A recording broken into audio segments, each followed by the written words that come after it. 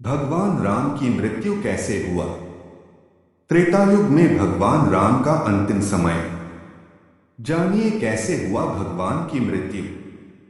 धरती पर भगवान राम ने अपने सारे काम कर लिए थे। अब उनकी मृत्यु का वक्त सामने आ गया था।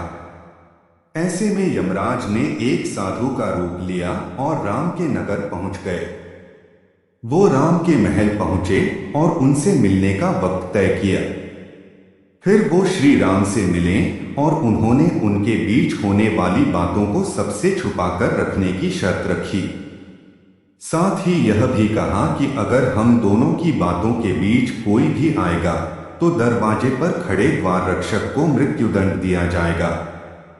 श्री राम ने साधु की बात मान ली और हनुमान जी के न रहने के कारण राम ने भाई लक्ष्मण को द्वारपाल बना दिया। फिर यमराज अपने असली रूप में आए और बोले, भगवान आपका पृथ्वी पर जीवन पूरा हो चुका है। अब आपका अपने लोक लौटने का वक्त आ गया है। यमराज और भगवान राम के बीच बातचीत चल ही रही थी कि उसी वक्त दरवाजे पर ऋषि दुर्वासा पहुंच गए। उन्होंने लक्ष्मण को दरवाजे से हटने को कहा और अंदर जाने की जिद पर अड़ गए। लक्ष्मण ने मना किया तो वह श्री राम को श्राप देने की बात करने लगे। लक्ष्मण काफी परेशान हो गए। अगर श्री राम की बात नहीं मानी तो उन्हें मरना होगा और अगर ऋषि की बात नहीं मानी तो श्री राम को श्राप लगेगा। इस स्थिति में उन्होंने एक मुश्किल फैसला लिया और ऋषि को अंदर जाने दिया। बातचीत के बीच ऋषि को देख भगवान श्री राम चिंतित हो गए कि अब उनको लक्ष्मण को मारने की सजा देनी होगी।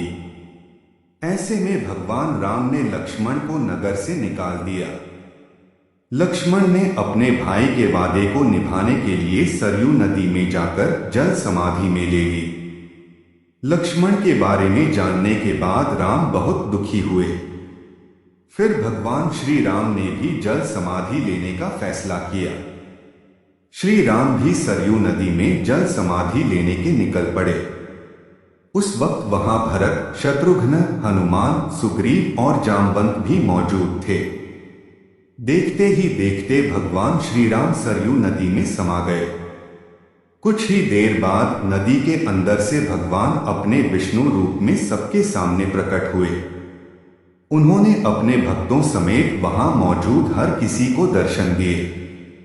इस तरह भगवान राम धरती पर अपने जीवन को पूरा कर स्वर्ग लौट गए।